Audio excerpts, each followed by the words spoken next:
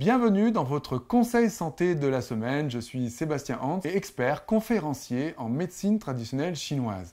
La médecine chinoise est la championne de la longévité. Depuis très très longtemps, les taoïstes ont mis au point des principes de vie pour atteindre la longévité, c'est-à-dire vivre vieux mais en bonne santé. Aujourd'hui, j'ai à côté de moi un ami très cher que d'ailleurs j'ai rencontré à la salle de sport. Jean-Paul.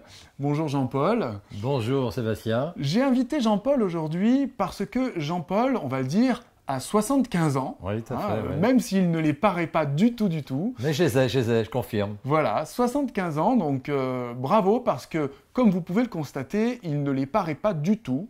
Et Jean-Paul va nous expliquer en quelques mots quel est son secret. C'est vrai qu'en médecine chinoise, les bases de la longévité, c'est l'alimentation, l'activité physique et le sommeil.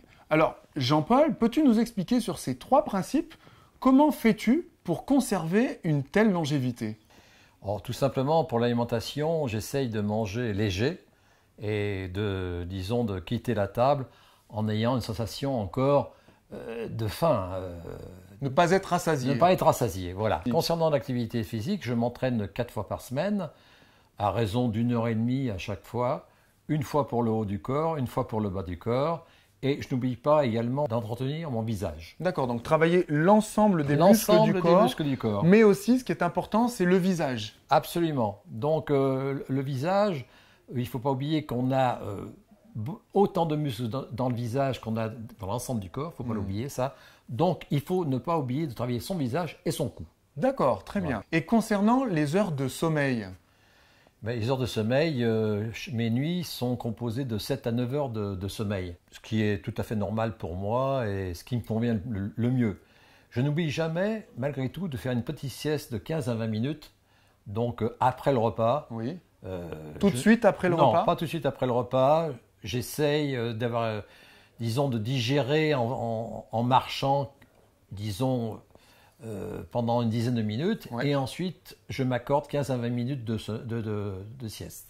Alors je tenais à dire aussi que ce qui est très très important pour moi, c'est le mental. Le mental est aussi important que le physique. Le mental, je l'entretiens donc en faisant des mots croisés, en suivant des cours d'anglais, des cours d'italien, en lisant énormément, enfin très souvent, et je me projette toujours vers l'avenir. Tout en vivant le présent, je me projette toujours vers l'avenir, sans oublier le passé, naturellement. Mais ce qui est très important, c'est de vivre son moment présent et de penser à son avenir. À faire des projets. À faire des projets. Il faut toujours avoir un projet devant soi. D'accord. Alors, j'ai une dernière petite question à te poser, comme ça, entre nous. On est juste entre nous. Fais-tu de la chirurgie esthétique? Eh non. Je n'ai jamais subi de chirurgie esthétique et voulu de chirurgie esthétique. Je pense que j'ai des bons gènes. La génétique. La génétique, mon papa est décédé à 96 ans sans avoir été malade de sa vie. Je pense que j'ai certainement des gènes qui viennent de lui. Et puis je pense aussi que je fais tout ce qu'il faut pour vieillir le mieux possible. C'est ça. Cette génétique, donc pour résumer, il faut l'entretenir. Tout à fait. Ça c'est important. À travers une alimentation légère. Voilà, exactement. À travers une activité physique régulière mais complète, y compris les muscles du visage, et à travers un sommeil régulier. Voilà. Je tiens à souligner que pour l'activité physique, il faut en faire, mais pas de trop. Voilà. Surtout. Pas d'abus, pas d'excès d'activité physique. Voilà. Merci Jean-Paul pour être venu dans ce conseil santé de médecine chinoise. De rien. Je suis sûr que ça va intéresser beaucoup de monde. Et si vous aussi vous souhaitez atteindre la longévité, je vous conseille d'écouter ces précieux conseils de Jean-Paul. Rappelez-vous que vous pouvez me rejoindre sur le Facebook de Shengnong Institute et également sur la chaîne YouTube où en bas dans les commentaires, vous pouvez me poser vos questions ou également me demander un conseil santé que je me ferai un plaisir de réaliser pour vous.